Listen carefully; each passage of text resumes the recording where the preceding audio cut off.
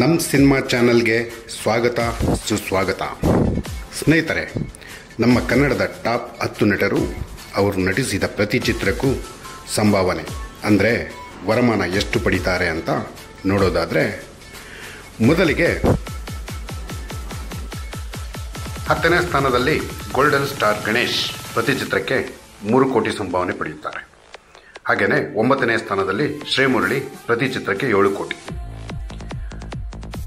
ಅಲ್ಲದೆ 8ನೇ ಸ್ಥಾನದಲ್ಲಿ ರಕ್ಷಿತ್ ಶೆಟ್ಟಿ ಪ್ರತಿ ಚಿತ್ರಕ್ಕೆ 8 ಕೋಟಿ ಪಡೆದರೆ, 7ನೇ ಸ್ಥಾನದಲ್ಲಿ ಶಿವರಾಜ್ ಕುಮಾರ್ ಪ್ರತಿ ಚಿತ್ರಕ್ಕೆ 8 ಕೋಟಿ ರೂಪಾಯಿ ಪಡೆಯುತ್ತಾರೆ. 6ನೇ ಸ್ಥಾನದಲ್ಲಿ ಧ್ರುವ ಸರ್ಜಾ ಪ್ರತಿ ಚಿತ್ರಕ್ಕೆ 10 ಕೋಟಿ ಪಡೆದರೆ, 5ನೇ ಸ್ಥಾನದಲ್ಲಿ ರಿಯಲ್ ಸ್ಟಾರ್ ಉಪೇಂದ್ರ ಪ್ರತಿ ಚಿತ್ರಕ್ಕೆ 15 ಕೋಟಿಯಷ್ಟು. ಹಾಗೆಯೇ 4ನೇ ಸ್ಥಾನದಲ್ಲಿ ರಿಷಬ್ ಶೆಟ್ಟಿ ಪ್ರತಿ ಚಿತ್ರಕ್ಕೆ 15 ಕೋಟಿಯನ್ನು ಪಡೆಯುತ್ತಾರೆ.